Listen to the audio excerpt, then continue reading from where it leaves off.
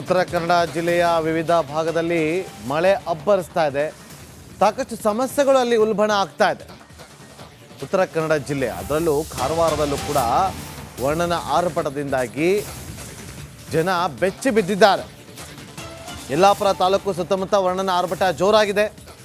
ಮಳೆಗೆ ಗಂಗಾವಳಿ ನದಿಯಲ್ಲಿ ನೀರಿನ ಮಟ್ಟ ಕೂಡ ಏರಿಕೆ ಆಗಿದೆ. ಪಣಸಗುಳಿ ಶೇವ್ಕಾರ್ ಸಂಪರ್ಕದ ಸೇತುವೆ ಈಗ ಮುಳುಗಡೆ ಆಗಿದೆ.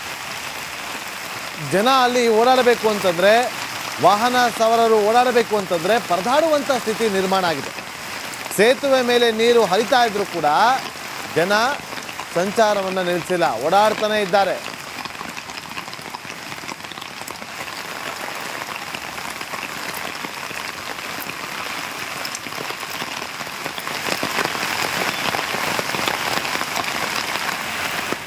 ಮಹಾರಾಷ್ಟ್ರದ ಘಟ್ಟ ಪ್ರದೇಶದಲ್ಲಿ ವರುಣನ ಆರ್ಭಟ ಜೋರಾಗಿದೆ. ಕೃಷ್ಣಾ ನದಿಯಲ್ಲಿ ಇದೀಗ 2% ಅಂದ್ರೆ 2 ಅಡಿಯಷ್ಟು ನೀರು ಹೆಚ್ಚಳವಾಗಿದೆ. ಚಿಕ್ಕೋಡಿ ಜಿಲ್ಲೆಯ 2 ಸೇತುವೆಗಳು ಜಲಾವೃತವಾಗಿದೆ. ಮಾಂಜರಿ ಭಾವನಾ ಸೌದತ್ತಿ ಗ್ರಾಮದ ಹಳೆ ಬ್ರಿಡ್ಜ್ ಮುಳುಗಡೆಯಾಗಿದೆ. ಕೃಷ್ಣಾ ನದಿಯ ಒಳ ಹರಿವಿನಿಂದ ರೈತರ ಮೊಗದಲ್ಲಿ ಮಂದಹಾಸ ಮೂಡಿದೆ. ರೈತರು ಬಹಳ ಖುಷಿಯಾಗಿರ್ತಾರೆ ಮಳೆ ಆಗುವಂತಹ ಸಂದರ್ಭದಲ್ಲಿ. ಆದರೆ ಅಲ್ಲಲ್ಲಿ ಸಣ್ಣ ಪುಟ್ಟ ತೊಂದರೆಗಳು ಕೂಡ ಆಗ್ತಾ ಇರುವಂತಹ ಸಂಗತಿಗಳನ್ನ ನಾವು ಕೂಡ ಗಮನಿಸ್ತಾ ಇದ್ದೀವಿ. ಇದೀಗ ಮಹಾರಾಷ್ಟ್ರದ ಘಟ್ಟ ಪ್ರದೇಶದಲ್ಲಿ ವರುಣನ ಆರ್ಭಟ ಜೋರಾಗಿದ್ದು, ಕೃಷ್ಣಾ ನದಿ ತೀರದಲ್ಲಿ ಅಂದ್ರೆ ಕೃಷ್ಣಾ ನದಿ ನೀರಿನಲ್ಲಿ ಇದೀಗ ಮಟ್ಟ ಏನಿದೆ 2 ಅಡಿ ಮಟ್ಟ ಇದೀಗ ಏರಿಕೆಯನ್ನ ಕಾಣ್ತಾ ಇರುವಂತಹ ದೃಶ್ಯಾವಳಿಗಳನ್ನ ಕೂಡ ಗಮನಿಸಬಹುದಾಗಿದೆ.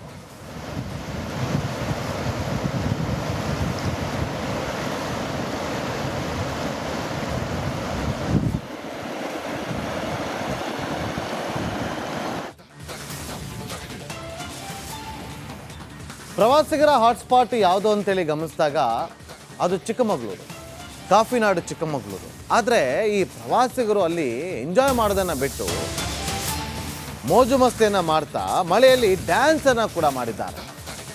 ದೇವರಮನೆ ಗುಡ್ಡದಲ್ಲಿ ಯುವಕರ ಟಪಾಂಗುಚಿ ಸ್ಟೆಪ್ಸ್. ವೀಕೆಂಡ್ನಲ್ಲಿ ಪ್ರವಾಸಿಗರ ಮೋಜು ಮಸ್ತಿಗೆ ಸ್ಥಳೀಯರು ಹೈರಾಣಾಗಿದ್ದಾರೆ. ಯುವಕರ ಪುಂಡಾಟಕ್ಕೆ ಸ್ಥಳೀಯರು ಈಗ ಕೆಂಡಾಮಂಡಲರಾಗಿದ್ದಾರೆ. ನೋಡಿ, ದೃಶ್ಯಗಳಲ್ಲಿ ಗಮನಿಸ್ಬೋದು.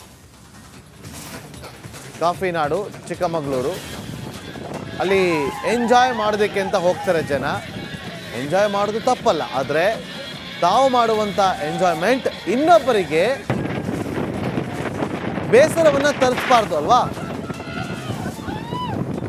ಸ್ಥಳೀಯರಿಗೆ ಆಕ್ರೋಶಕ್ಕೆ ಕಾರಣ ಆಗಬಾರ್ದಲ್ವಾ? ಈಗ ಚಿಕ್ಕಮಗಳೂರಲ್ಲಿ ಆಗ್ತಾ ಇರೋದೇ.